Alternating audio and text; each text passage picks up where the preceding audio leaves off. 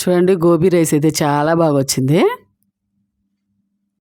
ఇంట్లోనే గోబీ రైస్ చాలా టేస్ట్గా ఈజీగా చేసుకుందాము. గోబీ రైస్కి ఏమేమి కావాలో చూసేద్దామా.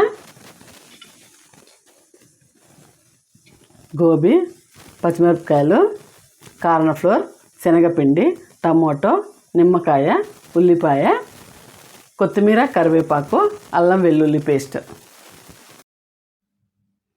మనం ఇప్పుడు గోబీని అయితే వేడి నీళ్ళలో వేసుకుందాము. నేనైతే డేక్షలో నీళ్ళు పెట్టుకున్నాను. బాగా నీళ్ళు మరుగుతున్నాయి కదా, అందులోనే తగినంత సాల్ట్, కొద్దిగా అంత పసుపు వేసుకొని కానీ ఉడకబెట్టుకుంటే చాలా మంచిది. గోబీని అయితే బాగా మరుగుతున్నాయి కదా నీళ్ళలో, మనమైతే గోబీని చిన్న సన్నగా కట్ చేసేసుకున్నాను. చూడండి, గోబీ వేయడానికి కాలీఫ్లవర్ అయితే ఇలా చిన్న చిన్న ముక్కలుగా కట్ చేసుకుంటే చాలా బాగుంటుంది. 1 నిమిషం పాటు వేడి నీళ్ళల్లో ఉడకనిద్దాము. ఉడికిపోయినాయి కదా, మనమైతే స్టవ్ ఆపేసుకొని నీళ్ళైతే వంచేద్దాము. చూడండి, ఒక గిన్నెలోకి అయితే తీసుకున్నాను కాలీఫ్లవర్ని అయితే. మనం ఇప్పుడు గోబీకి అయితే మసాలా అయితే కలుపుకుందాము. నేనైతే ఒక 1/2 టీ స్పూన్ కారం వేసుకున్నా కదా. ఇప్పుడు అందులోనే రుచికి సరిపడా సాల్టు, అందులోనే కార్న్ ఫ్లోర్ అయితే వేసుకున్నా నేను. అందులోనే శనగపిండి ఒక 2 టీ స్పూన్లు అంత వేసాను. ఫ్రెష్గా అల్లం వెల్లుల్లి అయితే దంచుకున్నాను. ఇప్పుడు అందులో వేసేసుకుందాము. చూడండి, ఒక 1/2 టీ స్పూన్ వేసాను. ఇప్పుడు మనమైతే కలిపేసుకుందాం బాగా. అయితే ఇదంతా వేశాక, మసాలా పౌడర్ అంతా వేశాక ఇలా కలుపుకున్నాను. కావాలంటే కొద్దిగా నీళ్ళు వేసుకొని ఇలా బాగా పట్టేలాగా కలిపేసుకోవచ్చు. అలోపు నేనైతే స్టవ్ ఆన్ చేసుకొని ప్యాన్ పెట్టి ఆయిల్ అయితే వేసుకున్నా. చూడండి, ఆయిల్ అయితే బాగా మరుగుతుంది. ఇప్పుడు మనం అందులో ఇలా ఒక్కొక్కటిగా విడివిడిగా వేసుకుంటే ముద్దలా కాకుండా బాగా వస్తుంది.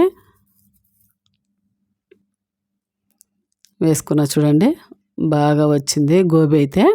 అలాగే కొత్త వాళ్ళు ఎవరైనా నా ఛానల్ చూస్తున్నట్టయితే సబ్స్క్రైబ్ చేయండి, లైక్ చేయండి. ఫ్రై అయిపోయింది కదా, ఇప్పుడు మనం ప్లేట్లోకి తీసేసుకుందాము. చూడండి, చాలా బాగా వచ్చింది. మనం డైరెక్ట్గా తినవచ్చు ఇలానే.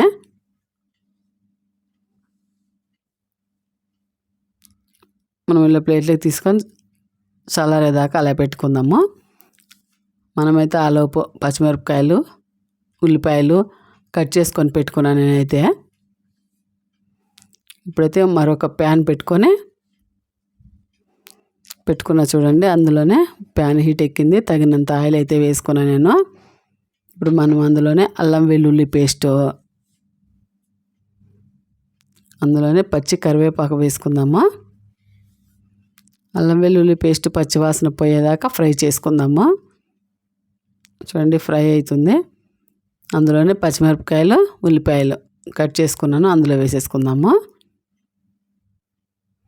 మనం ఎటువంటి సాసు వాడకుండా ఇంట్లో ఉన్న టమాటా, ఉల్లిపాయలతోనే నేనైతే గోబీ రైస్ అనేది చేస్తున్నాను.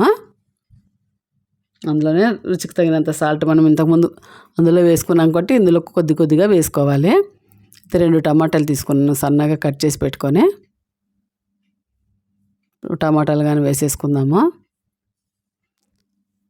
ఒకసారి కలిపేసుకుందాము. బాగా మాగిన టమాటా తీసుకుంటే తొందరగా పేస్ట్ లాగా తయారవుతుంది. చూడండి, బాగా మగ్గిపోయింది. ఇప్పుడు మనం అందులో గరం మసాలా కొద్దిగా వేసుకుందాము. గరం మసాలా వేసుకున్నాం కదా. ఇప్పుడు మనం అందులో మనం ఇందాక ఫ్రై చేసుకున్నాం కదా, అదే కాలీఫ్లవర్ అన్న అయితే గోబీ అన్న ఒకటేను. గోబీని ఫ్రై చేసుకొని పెట్టుకున్నాం కదా, ఇప్పుడు అందులో వేసేసుకుందాము. అందులోనే కొత్తిమీర, కొద్దిగా పుదీనా కట్ చేసి వేసుకున్నాము. ఒకసారి కలిపేసుకుందాం. మనం ఎక్కువసేపు ఇలా ఫ్రై చేసుకుంటే మెత్తబడిపోతుంది కదా, అందుకే నేను కొద్దిగా అంతా కలిపేసుకున్నాను. ఇప్పుడు మనం ఇంతకుముందే నేనైతే రైస్ అయితే చేసి పెట్టుకున్నాను. చూడండి, ఇప్పుడు మనం వండుకున్న రైస్ను అందులో కొద్దిగా వేసుకుందాము. నేనైతే వేసుకున్నాను. ఒకసారి బాగా కలిపేసుకుందాము.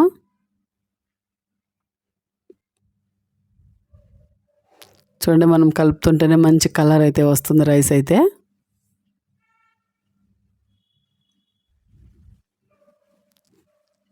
చూడండి, కలుపుకున్నాం కదా బాగా. మనం ఆలోపు ఒక నిమ్మకాయ కట్ చేసుకుని అయితే నిమ్మకాయ అయితే సగం నిమ్మకాయ అందులో పిండేసుకుందాము. నిమ్మకాయ పిండుకుంటేనే లాస్ట్లో చాలా బాగుంటుంది గోబీ రైస్ అనేది. చూడండి, స్టవ్ ఆపేసుకుందాము. మనం బయట తినే కన్నా ఇంట్లోనే ఈజీగా ఏ సాసులు వాడకుండా గోబీ రైస్ చేశాను, చాలా బాగా వచ్చింది. అలాగే ఈ గోబీ రైస్ మీకు నచ్చినట్లయితే సబ్స్క్రైబ్ చేయండి, లైక్ చేయండి, కామెంట్ అయితే పెట్టండి ఎలా వచ్చిందనేసి.